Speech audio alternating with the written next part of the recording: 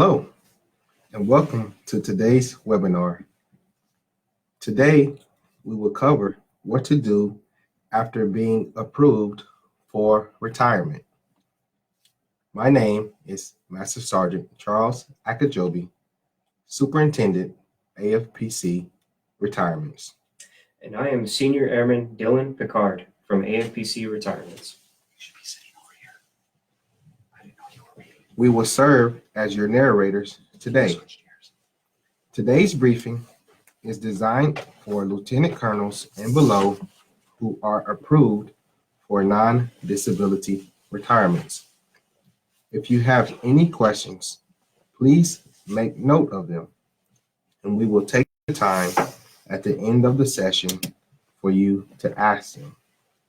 Additionally, if you are pending retirement action under the Disability Evaluation System, please contact the Air Force Personnel Center Disability Division for information regarding your retirement process. Colonels and Colonel Selects should contact the Air Force Colonels Group for assistance with their applications. Throughout this briefing, we will mention the Retirement Approval Authority. For Chief Master Sergeants and Chief Selects who require a waiver or wish to change their retirement dates, the approval authority is the Chiefs Group. For all others, the approval authority is the AFPC Retirements Branch. Today, we'll go over what you can expect after your retirement is approved.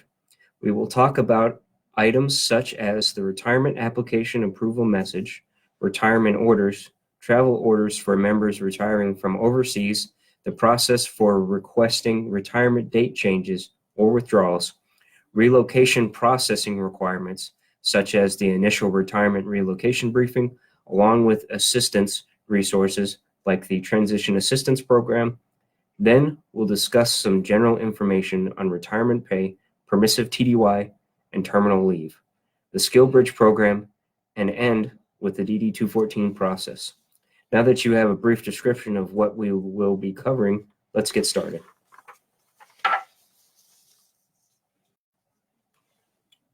When your retirement application was approved, you received a message like the example shown on this slide.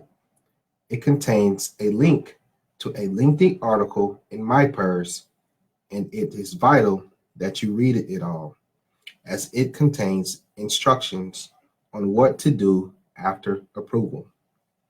Some of the key items mentioned in this article are how to obtain your retirement orders, completion of the DD Form 214 worksheet, information about your retirement pay, and the initial retirement processing briefing.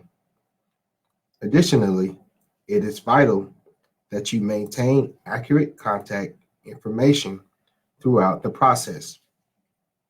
Please be sure to include an accurate forwarding address on your DD Form 214 worksheet in case we need to contact you following your retirement. Again, it is very important that you read the approval notification in MyPERS article thoroughly, as it will help prepare you for your retirement. This slide shows an example of what the briefing looks like. You will have to click on each individual link and review the information. Remember, the briefing is mandatory for all retiring members. It is important to read the entire briefing as it contains vital information for all your out-processing requirements and preparations for transition to civilian life. Be sure to print the completion certification statement and provide a copy to your military personnel flight or MPF at your final out-processing appointment. Finally, contact your MPF as soon as you are approved for retirement to determine what requirements are and initiate the virtual out-processing checklist. Typically, once your retirement is approved, you can expect to receive your retirement order from your local MPF within 24 hours. Your retirement order should also be available in your product record within 2 duty days of approval. If you do not receive your retirement order at least 60 days prior to your projected departure date, you should contact the Total Force Service Center for assistance. Here is an example of a retirement order. Your order is the authority for your retirement. Therefore, it is essential that it is correct and that you safeguard it upon receipt.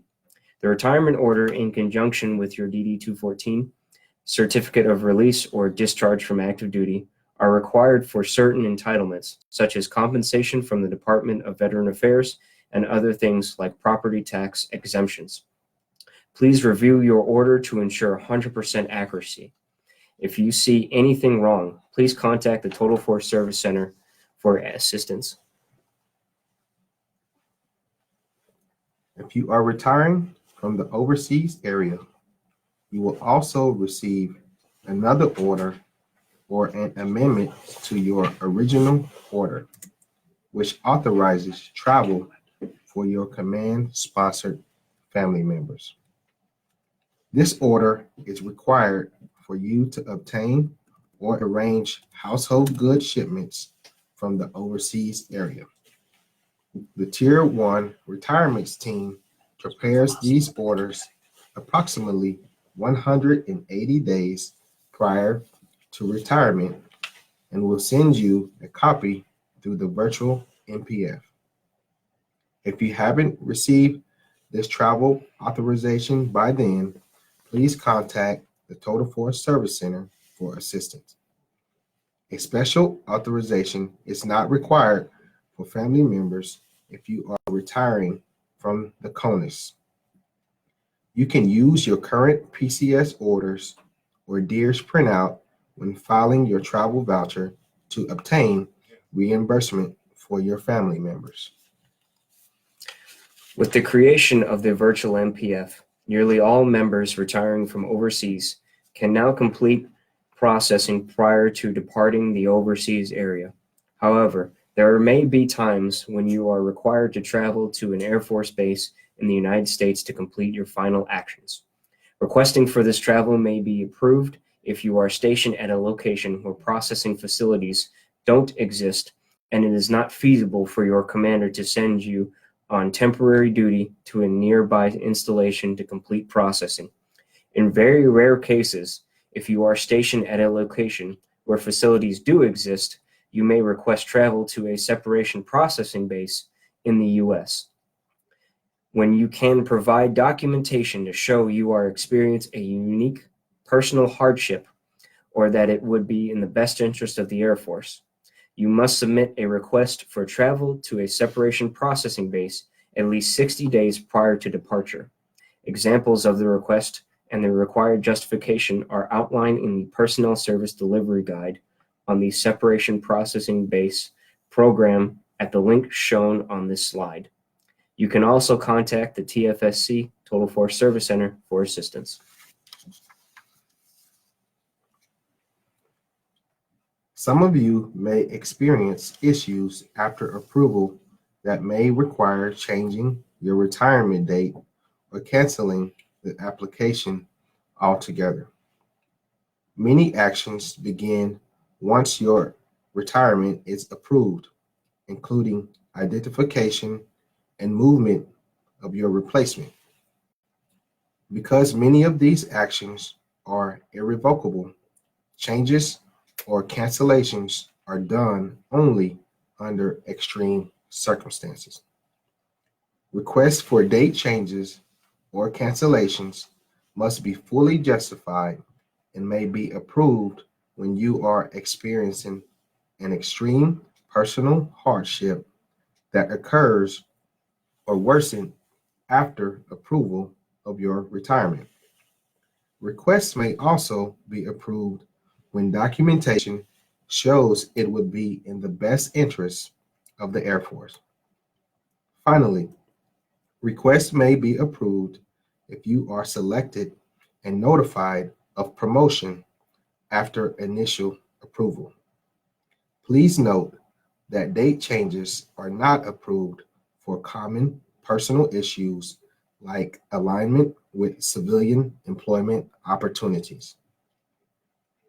Since these requests can take 4 to 6 weeks to process, it is important that you submit a date change or cancellation request through the virtual NPF as soon as you are aware of the circumstances. For many of you, the next step is to begin your out-processing actions. There are several requirements you must complete prior to departing on permissive TDY or terminal leave. As we mentioned before, these requirements are outlined in the retirement approval article on the MyPERS website. If you have trouble accessing the information through the approval memorandum, you can also access it through the virtual MPF. You must also contact your military personnel flight to have them load your virtual out-processing checklist, as well as establish your final out-processing appointment. The MPF will assist you with any processing issues you may have. Other assistance programs exist, including the Transition Assistance Program, TAPS, sponsored by your Airmen and Family Readiness Center. Other helpful sources, such as the Department of Veteran Affairs, are also available. If you haven't attended a TAPS briefing, we recommend you sign up as soon as possible. We'll cover more on the resources in a few minutes. The Transition Assistance Program was established in the early 90s to provide benefit entitlement information through conducting pre-separation counseling due to the drawdown of the Gulf War. In 2011, a rising unemployment bill due to separating service members generated the Veterans Opportunity to Work Act of 2011 and the Veterans Employment Initiative. These initiatives added mandatory attendance to numerous TAP activities. The launching point for TAP activities is initial counseling, as discussed previously. The next step is completing pre-separation counseling, which provides information on potential entitlements and benefits you may be eligible for post-transition. Both initial counseling and pre-separation counseling must be completed no later than 365 days prior to separation.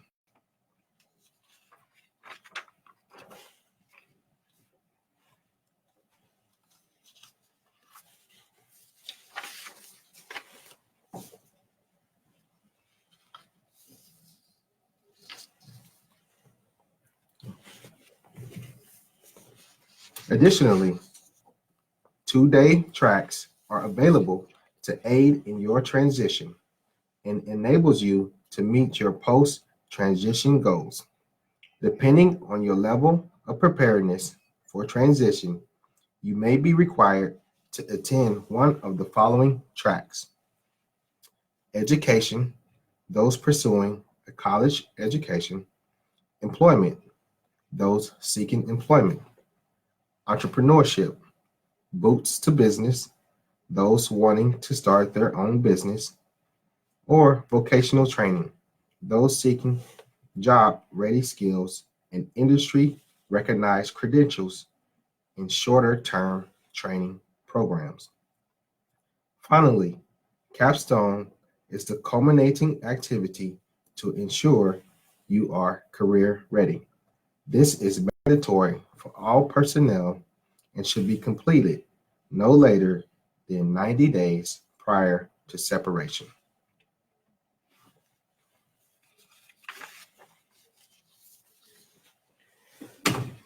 The Pre-Discharge Program is a joint Department of Veteran Affairs and Department of Defense program that affords you the opportunity to file claims for disability compensation from the Department of Veteran Affairs up to 180 days prior to separation or retirement from military service.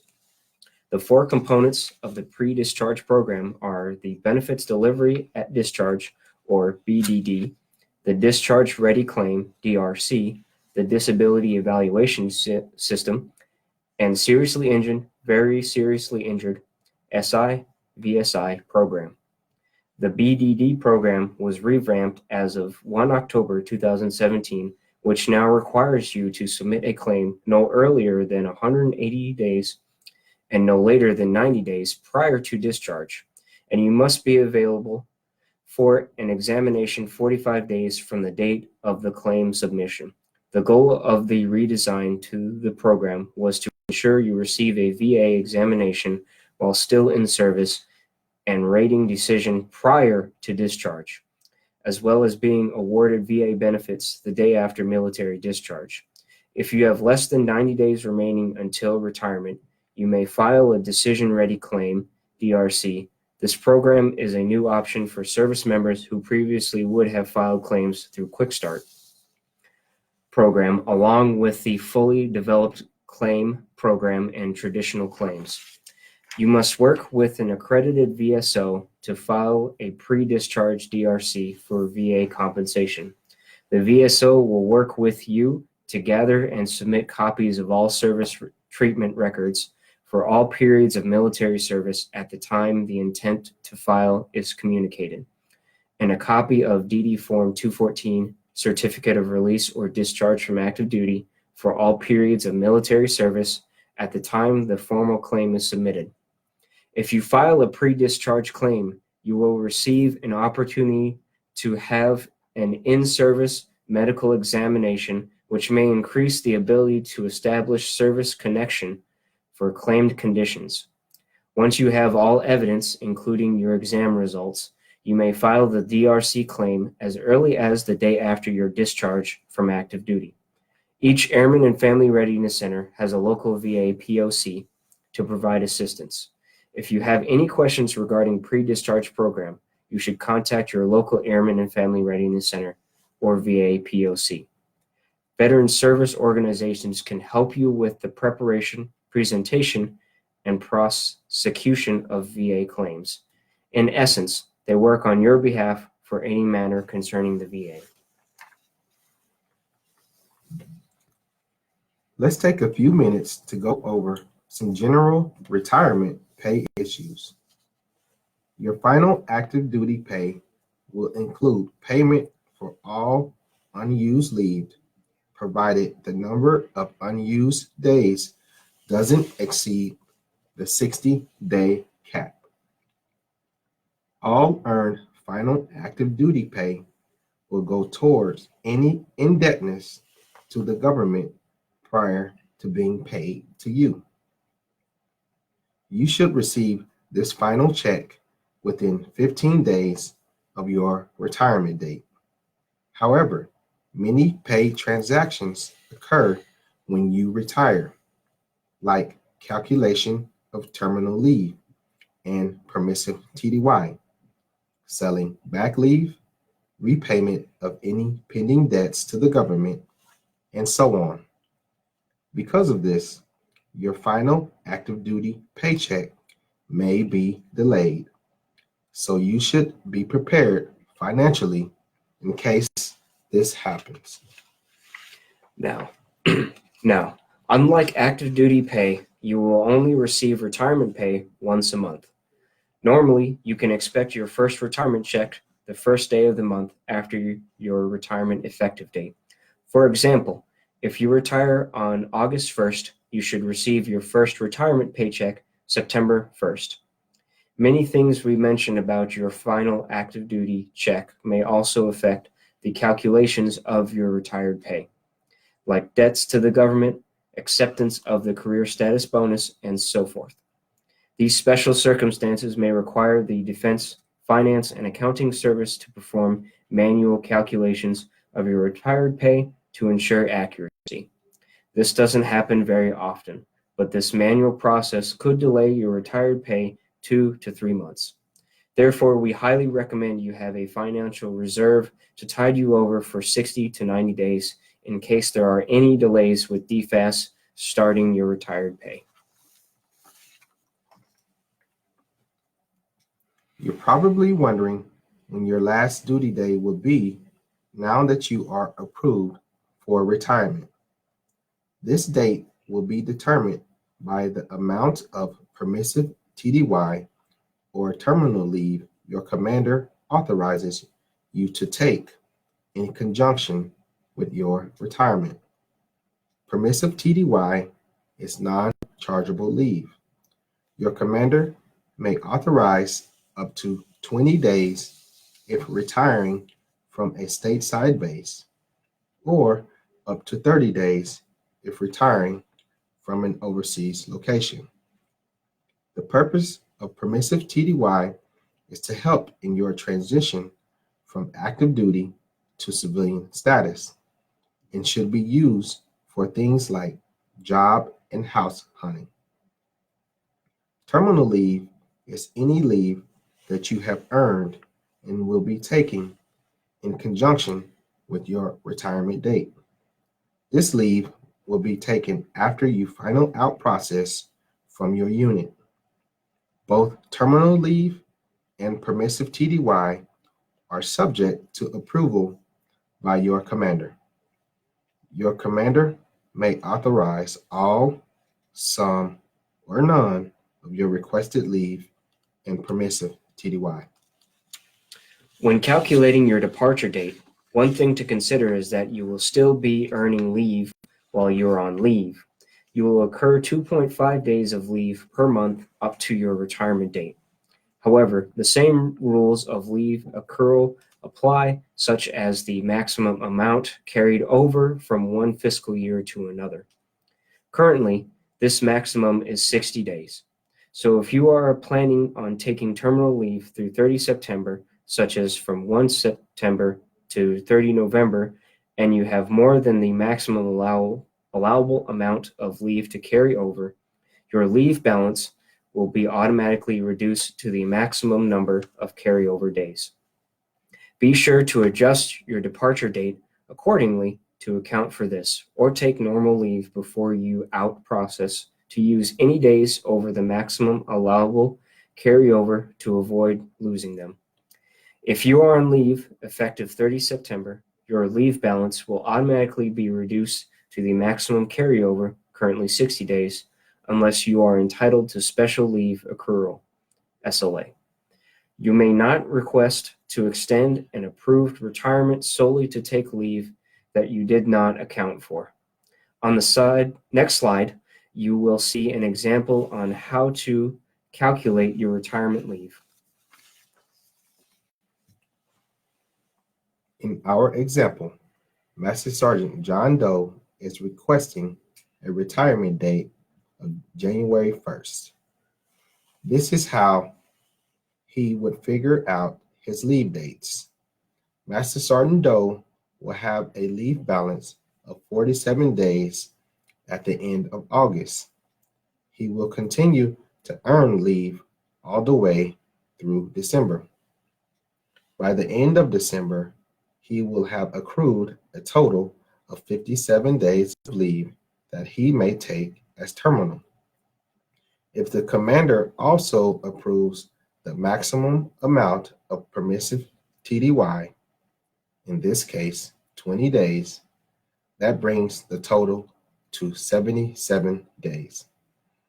Then you simply start with the last day of chargeable leave, 31 December, and count backwards 77 days.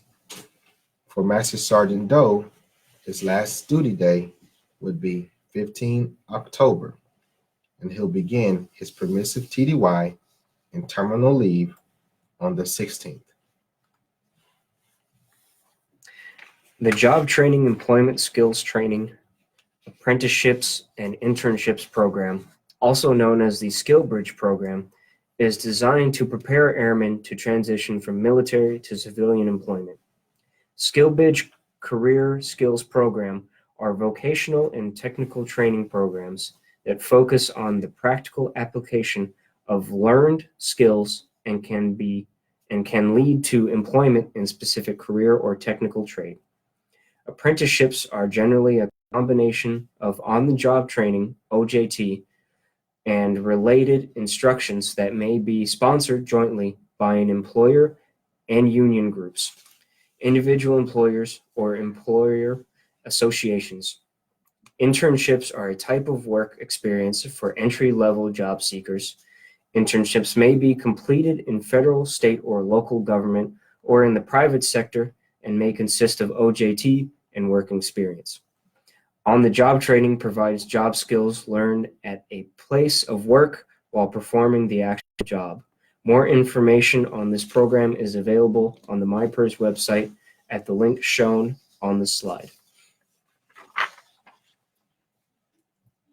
Your local education and training office manages the Skill Bridge program and can provide you additional information on the application process as well as a list of approved programs.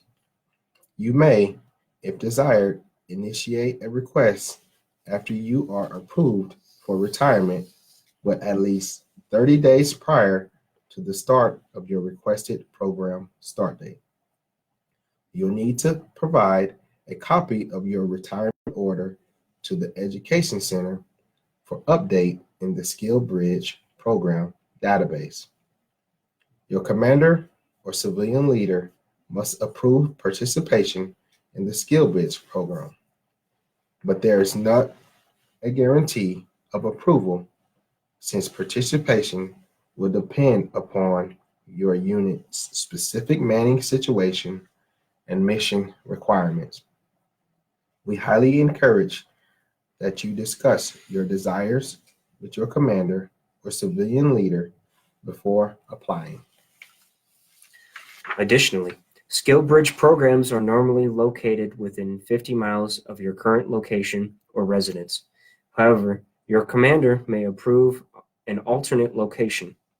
The total amount of time you can spend in a Skill Bridge program will depend upon mission requirements, as well as whether or not you will be taking permissive TDY and terminal leave. The total time in a Skill Bridge program plus permissive TDY plus terminal leave cannot exceed a total of 180 days. Permissive TDY must be taken prior to or after participation in the program. Terminal may be taken concurrently with the Skill Bridge program. However, the total number of days away from your unit cannot exceed 180 days. If you take terminal leave concurrently with the Skill Bridge program, you will complete your final out processing prior to departure. Please contact your education and training office for more information on this program.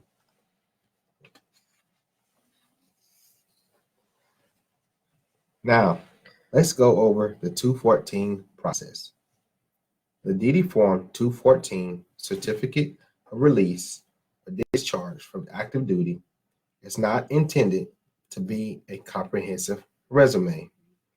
Rather, it is simply a document issued to you to verify your number of years served, characterization of service, separation code, and re-entry code, if applicable. Professional military education, training related to primary duties, and decorations you received. For resume purposes, we highly recommend that you secure a copy of your verification of military experience in training, or VMET, at the link shown on this slide. The VMET is a great tool written in civilian-friendly terms to use when writing a resume. You can also provide prospective employers with photocopies of your training certificates if needed. When the DD Form 214 initially populates in the virtual NPF, it only shows your professional military education. the DD Form 214 technician populates the form with the remaining training that is updated in the MIL PDS system. We often receive requests to include unauthorized information on the DD Form 214. AFI 36-3202 outlines the specifics on preparing this form. The only types of training included on the DD Form 214 are professional military education and formal in-service training. These formal training courses directly correspond to the education and training course announcements catalog. Each of these courses include a code which is updated in the MIL PDS system. Since MIL PDS is used to populate the training area of the DD Form 214, it is imperative that you ensure your training is updated prior to your retirement date. Further, you should be aware that we are required to omit ancillary and combat training courses on the 214.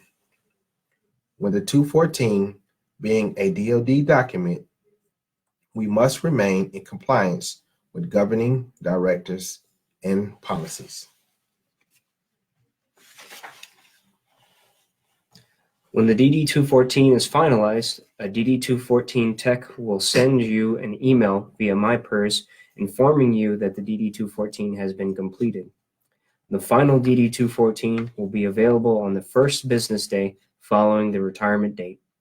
Since the DD-214 is processed electronically, it is extremely important that you have a personal email in the system. You should update a personal email address in the virtual MPF to make sure it is available. DD-214s are not mailed, and you must electronically retrieve it from the virtual MPF within 60 days of your retirement. Instructions are provided by the TFSC DD-214 technician on several occasions starting approximately 30 days prior to retirement. Safeguard the original since the DD-214 is processed electronically and can come out as a PDF file. You should save a copy of the file on your personal computer. If you need to request a copy of the DD-214 or any other documents in your PRADA record, you can log on to the VA e-benefits website and request it. Note that PRADA does not contain member copies 1 and 4 of the DD-214, only the service copy. Your copies of the DD-214 must be retrieved from VMPF within 60 days of retirement. Periodically, the TFSC receives calls from veterans requesting a certified true copy of their DD Form 214. Please be advised that contrary to popular belief, there is no such thing as a certified true copy of the 214. The signed copies you print on your local printer in the 60-day window, copies 1 and 4, are valid and should be accepted by all interested agencies.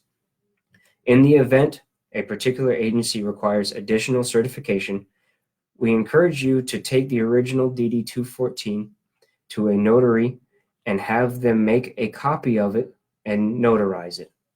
It is extremely important that you do not relinquish the original DD-214 to anyone, as it is the only original in existence.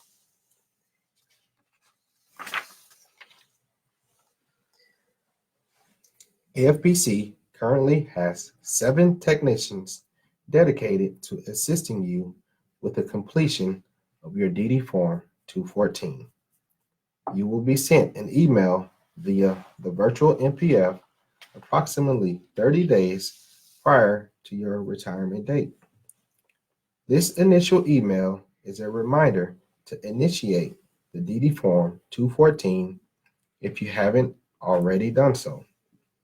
It is important that your contact information, like your email address, phone number, and mailing address, are current in the virtual MPF. If you have any questions on your DD Form 214, you should contact the Total Force Service Center.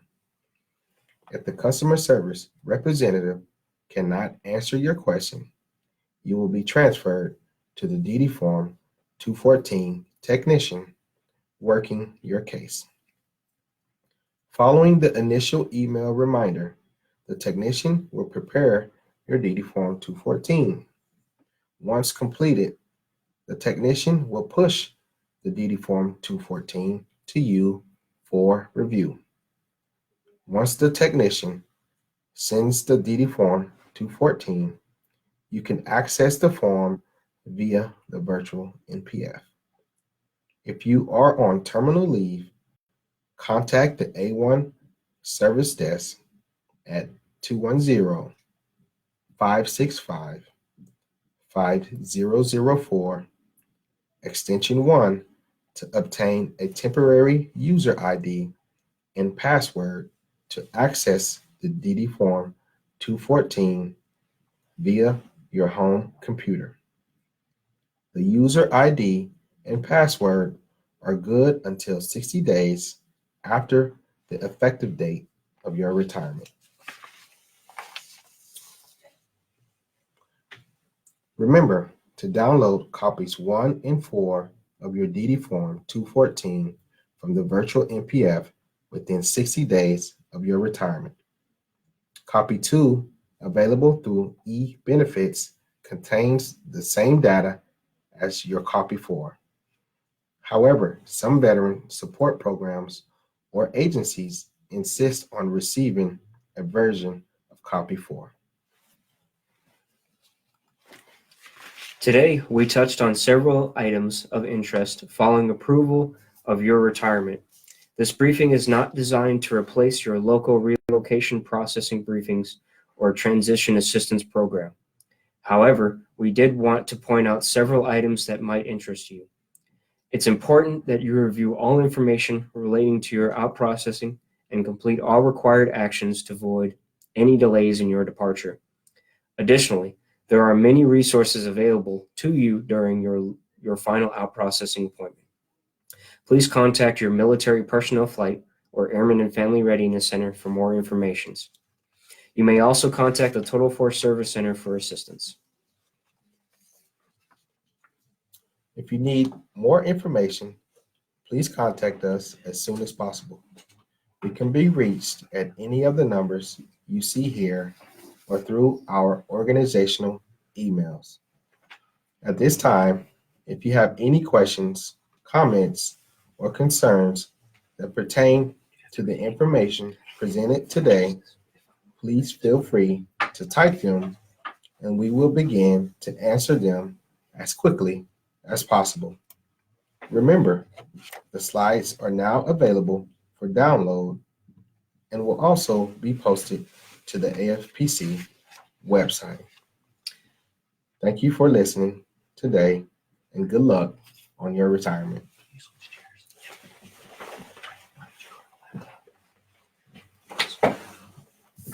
All right, many thanks for joining us. We appreciate you typing your questions in the chat area.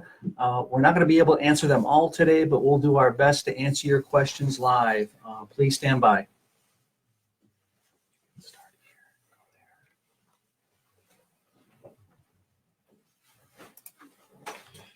Good morning. My name is Mr. Capers. The first question comes from Colonel Lutz. Can you explain why dislocation allowance is not provided upon our last move? Unfortunately for this question, sir, you're going to have to contact your local finance office, as they'll be the office that distributes the dislocation allowance.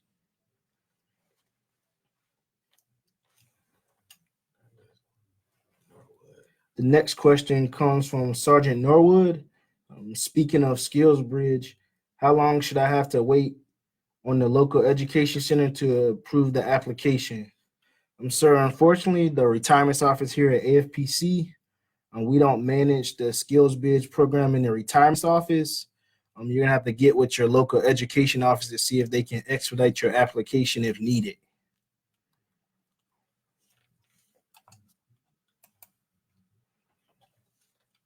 The next question comes from Senior Master Sergeant Holmes. I started the DD Form 214, but know that a decoration will be closed out and updated at the last minute. Can I resubmit my 214 actions after that? Sir, for this issue, you're going to need to contact the DD Form 214 section that's located in the Total Force Service Center. They can be reached at 210-565-0102, and they'll be able to assist you with any 214 question that you might have.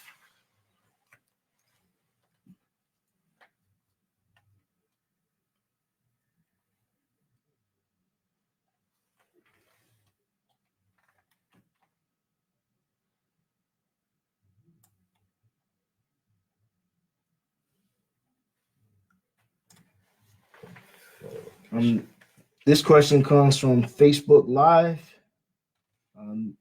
Will Johnson, how are disability, retirement, and the processing of VA compensation claims through the integrated disability evaluation system? Unfortunately, here in the retirement's office, we process the voluntary retirement portion. You're going to need to contact the AFPC disability branch here at AFPC, and they'll be able to help you with your question.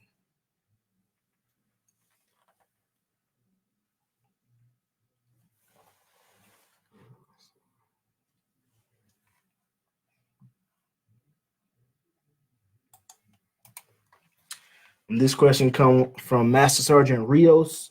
Can you repeat the phone number to call for a temporary login and password for the DD Form 214 when on terminal leave?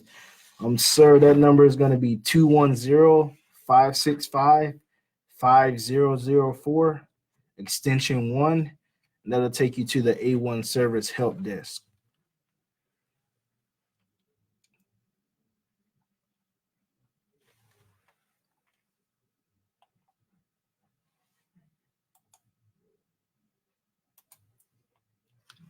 This question comes from Master Sergeant Garcia. If selected for a promotion, how long do we have to decide whether to pull back and approve retirement?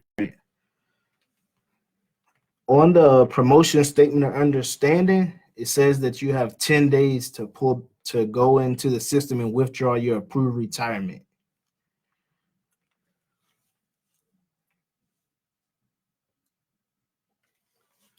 This question comes from Dan Diaz. If retiring on 1 January 21, does it account for high 3 calculation? Yes, sir, it does count for the high 3 calculation.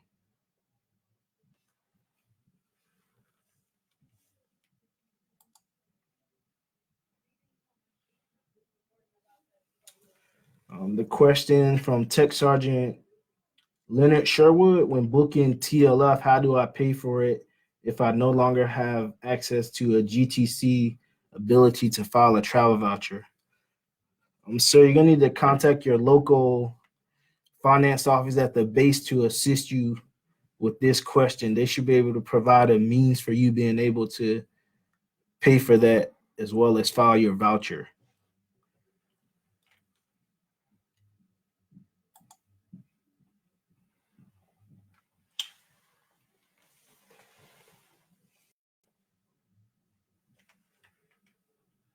All right, I think we have time for maybe 1 or 2 more questions, and then we'll have to depart today. So we'll answer just 1 or 2 more questions. Thank you.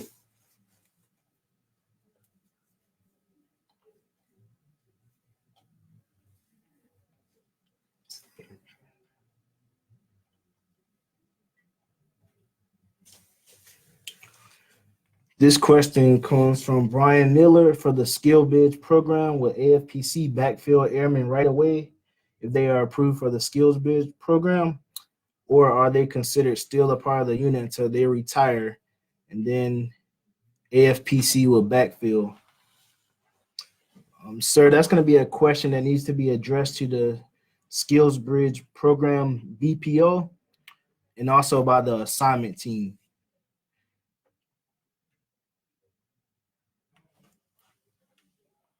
Well, many thanks for joining us today. AFPC is going to sign off. The questions and answers will be posted on the MyPers site in about 1 week. Thank you for joining us.